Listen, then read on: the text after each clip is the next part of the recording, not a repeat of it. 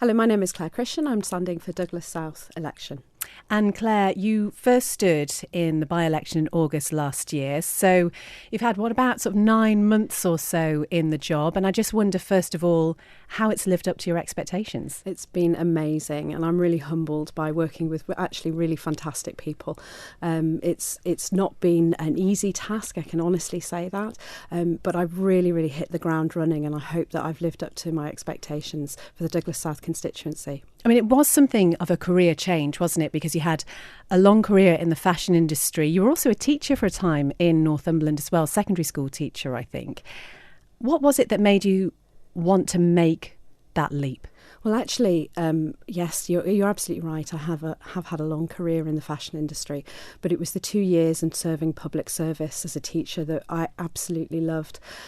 So obviously, when the lockdown happened, the original lockdown happened, and I helped businesses and local people and self-employed people as a conduit with government, and it really introduced me to making a difference and really helping people understand the myriad of government services and etc. And it was just really fantastic. So I took that step. I didn't know I was going to do it when I started helping people, but I really love what I do now. It's the best thing I've done, Beth. Thank you. Well, let's talk a little bit more about that help, because you do describe yourself as a self-employed people's champion, local business owner, so I guess know firsthand the sort of issues that might need championing. But what is it that self-employed people particularly, would you say, have been missing out on until now? They've been missing out on somebody actually speaking up for them. They're all individuals, and it's actually sort of coordinating and making them come together and really realising what they need. One of the things that I found during this last 9 months was self-employed people really needed education from Treasury on a National Insurance 2 and National Insurance Class 4 as well. And that was something I really championed for the Treasury Department, to try and educate them so that they could access better support every time we go into a lockdown. I suppose there might be people who think, well, if you're going to go down that line, you're going to set up your own business, surely you should make it your interest to know what's involved in that. Absolutely. And because I've been through that process of setting up a business and filling in tax return forms, filling in your end of year forms and the company registry, because I've been through all that, I really understand what it is when you're a business and you're somebody, you have to wear many different hats. So I can really understand and emulate with those people that what they're going through. But you can't expect government, though, Claire, to hold your hand through every stage, surely. No, you're absolutely right. But we should be as government, I believe that we should go above and beyond. We should do more to help people. We shouldn't constantly be trying to say, oh, well, you should have read this and you should have explained that. But actually, we should be really far more communicative. And that's where my skill as well, in terms of the service industry, really comes into hand. And have we done enough in that regard then, since you've been elected? Hopefully, I've pushed that agenda a lot more, working with the Department of Enterprise and also with being in the 2 departments of education and the DOI, really trying to get the DOI to try and be communicative with the general public and explain and work together with them. A consistent issue that comes up for self-employed people, especially here in Douglas, is the cost of rent. So while we might have so many entrepreneurs over here, we're seeing very few of them on the high street, despite the empty shops that we're seeing. Mm-hmm. What can we do about that? So actually, there's a really interesting place called Frome in Bath, which is something I've been speaking to the Department for Enterprise with. And what the government did there was they capped rates and capped rents for 10 years. I mean, that's an initiative that I'd really like to see for local businesses, because it's going to take a long time for the external businesses like Dorothy Perkins, etc., to perhaps come back to the island. So we really have to push a local industry over here. You have to have those difficult conversations with the owners of these properties, though, then. Absolutely. But the point is that wouldn't you rather have somebody in your property regularly paying your rent rather than it be empty for years and years and years? One of the other things you said during your by-election campaign is that you would work to create new opportunities for local employment. What have you done in that regard so far? Well, you're going to laugh at me, Beth, because actually me leaving my company or my business, I actually created 3 full-time roles to replace me. But further on to that, obviously, I supported the legalisation for medicinal cannabis to be produced on the island, which is going to create jobs. it's really, really important that from my perspective going forward that we look at industries like biomedical science and we look at training people and creating those job roles, almost like an industry over here on the island. And we really need to research in that and get that set up and get external support from businesses to invest in the island. You also said in your manifesto you would introduce measures to deliver job security and job growth. Now, that is a really bold statement, and I just wonder how well maybe you understood the political process and what is actually achievable for an independent MHK before you were elected. Yes, I mean, you've got to hold government to scrutiny, and when one of the major banks did 120 redundancies, you've got to hold them to scrutiny, the government. So it was one question time that during the House of Keys that I questioned the Department for Enterprise about what they're doing to encourage new banking sectors to come to the island, and they announced that they had given 2 new banking licences. So I'm constantly making sure and really looking at redundancies across the island to make sure that we try and get that job security again. Asking questions is great for you. It gets you in the headlines, but does it actually change anything? Do you know what, Beth? It does. And yes, you're absolutely right. It's kind of does it. And as a backbencher, can you do much? It does. It brings things to the public eye. And I've seen some really remarkable moments where the public have got involved. Like, for example, the block voting that Komen were doing with questions. And it was something that I really championed online to try and get the public to lobby their MHKs so that we could vote for this. And it was really amazing to watch the public get involved in that. And that's something I really, really enjoy. Now, when we asked you about your priorities for the constituency of Douglas South, affordable housing came top of your list. And this is something we're seeing time and time again at the moment. I think it really is going to be a key election issue. But what can you reasonably expect to do about that? So obviously this is being looked at by the government right now, affordable housing. Since I've been involved, obviously within the DOI, but in a local constituency level, I've got Pulrose and Annika and Spring Valley, which are obviously a lot of public housing. I've really seen from the other side what they need. Young families, getting started on that affordable housing ladder, it's really, really difficult. And I'd like to see the government come up with initiatives. When they move to these houses, they go into them and they're an absolute shell. There's no washing machine, there's no cooker, there's no carpets. And what I'd like to see is actually something initiative from the government so that they could support and give a loan to these new starting families so that they can get that. And then it can come off their rent on a yearly basis afterwards. We've got the reserves to do things like that to help support and raise the quality of life for these people. And I really believe that that's something that we should look at doing. So what then, in your opinion, would affordable look like? Have you actually looked at the figures that might be involved? Yeah, absolutely. And, you know, there are initiatives that I like in terms of affordable house. Obviously, you're looking at something that you're going to need the government perhaps to support in terms of a deposit to get them onto the ladder. This is obviously buying a property. You're really looking at a sort of £200,000 sustainable house for young people, and that's something that really we should be building and investing in a long-term strategy. In terms of the rental market, we've got the mid-term renting houses strategy right now, and I believe that is actually really, really good. So it's 20%, I believe it's 20%, 25% below the market rate, and it allows people to save over the year to hopefully afford to buy their own property after that.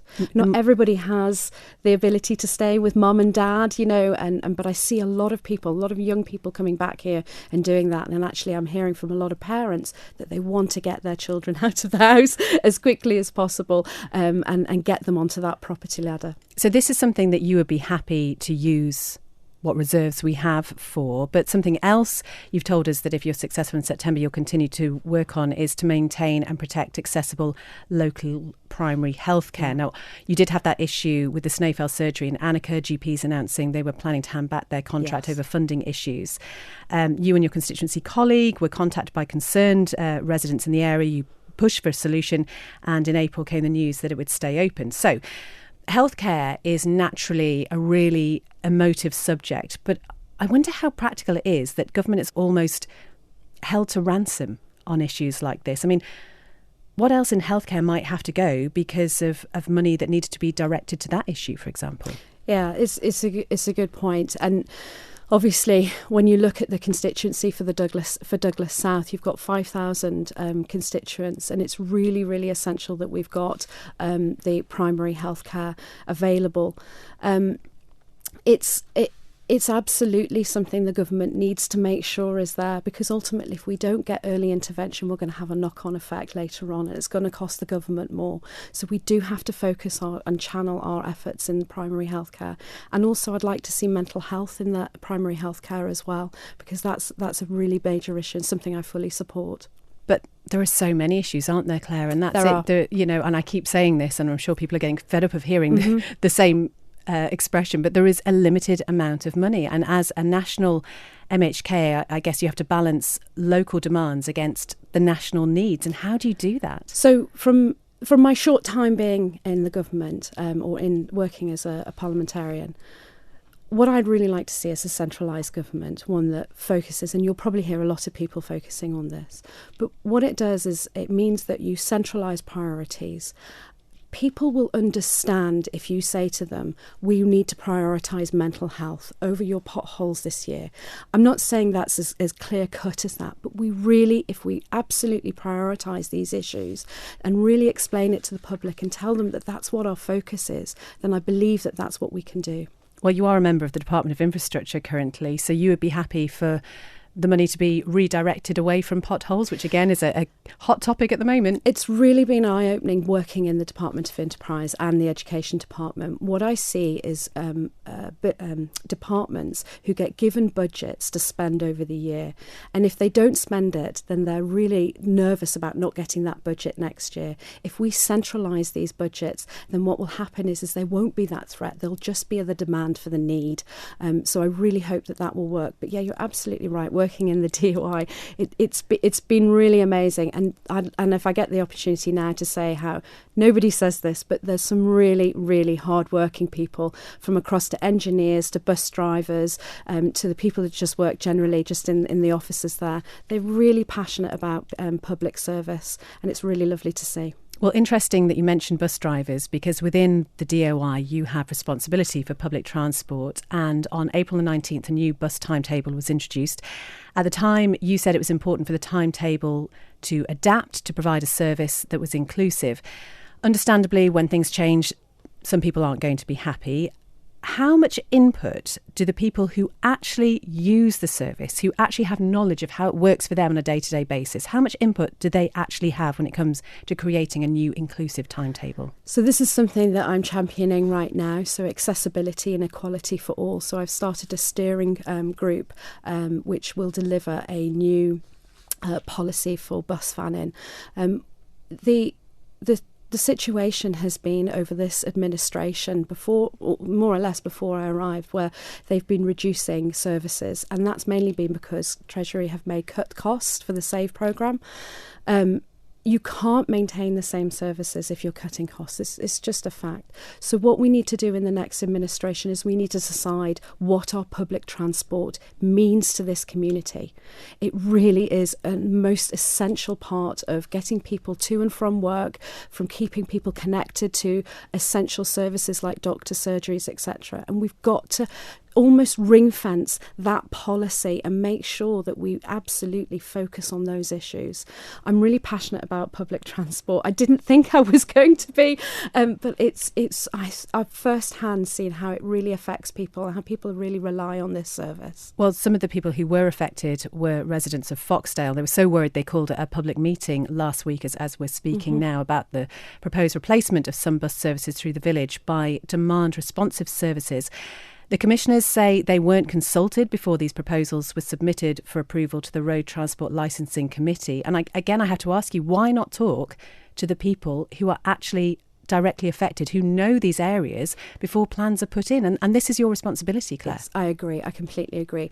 Definitely the demand responsive transport, it's going through the RTLC right now, so it hasn't actually come into place. So the meeting was great, and I really appreciate the Parish Commissioners. You were there, were you? I was absolutely there. Parish Commissioners for giving us the opportunity to come and talk to local residents. we really, really listened, and what I think the most important thing was is the unknown for people, and it's just communicating. It comes back to what I said earlier, communicating that. And what I have promised to them is if we are able to implement the DRT, if the RTLC approve that, if we are able to do that, I've promised them that we'll come and do the road trip and explain how they call up, how they can do it on their phone, etc. But also to go back to them in 3 or 4 months later, once it's been established, so that we can get feedback from them and how they're getting used to this new service. I think a lot of people eventually on the other night, when they really did understand it, they saw the benefits for the DRT. So I'm really hoping that we can absolutely improve that communication, and that's something I really want to do. Now, let's just talk briefly. We're obviously still in the midst of a global pandemic, and with regard to the support given to people here in the Isle of Man, you have been very vocal about the Manx Earnings Replacement Allowance, or MIRA, and the Salary Support Scheme, both set up to offer financial assistance to those affected by the coronavirus pandemic. I just wonder, Claire, if you had been in charge of administering those schemes, what would you have done differently? So with the salary support, one of the things that has been very difficult for businesses on the island is cash flow. And what happens is when you go into a lockdown, your cash flow basically stops, it halts. And what with businesses, they've had to wait a whole month to be able to claim the salary support. So for me, what I would have liked to have seen is maybe a tranche in between, so like a 2-week tranche where they could have done that, especially in the beginning, to really help that cash flow and to pay employees. That would have really helped businesses, and I would have liked to have seen and make that change. With regards to MIRA, again, there was a delay, and I really, really did work hard to try and make that, an expedient delivery to self-employed people. But it was hard, and I think in terms of, again, it's communication, it's educating, it's basically being more open and transparent. One of the frustrations that I saw daily was when a policy was changed and a support would come out, people would be scrambling onto the COVID website for the information. And that's something that I would really want to see changed, so that the information is on there before it almost gets announced, or simultaneously, so that people have that to hand and can really understand it much better. I suppose we have to accept, though, it was a very difficult situation, and it had to be reactive in some ways.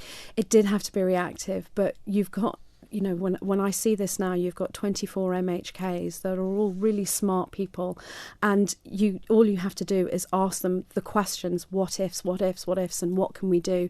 And they're there. We know most of the questions our constituents will ask, and that's what you can do to formulate these easy, information on the COVID website.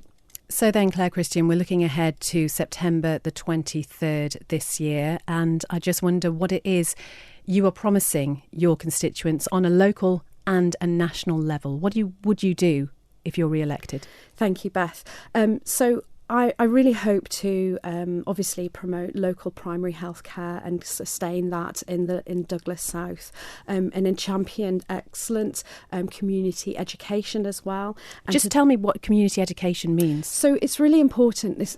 It's really important that we work as a community to help our education system. So it's involving parents, and it's involving school children for after school. It's not just education from 9:30 till 3:30. It's really making a holistic community education approach and bringing that community back and bringing and using the schools to involve that.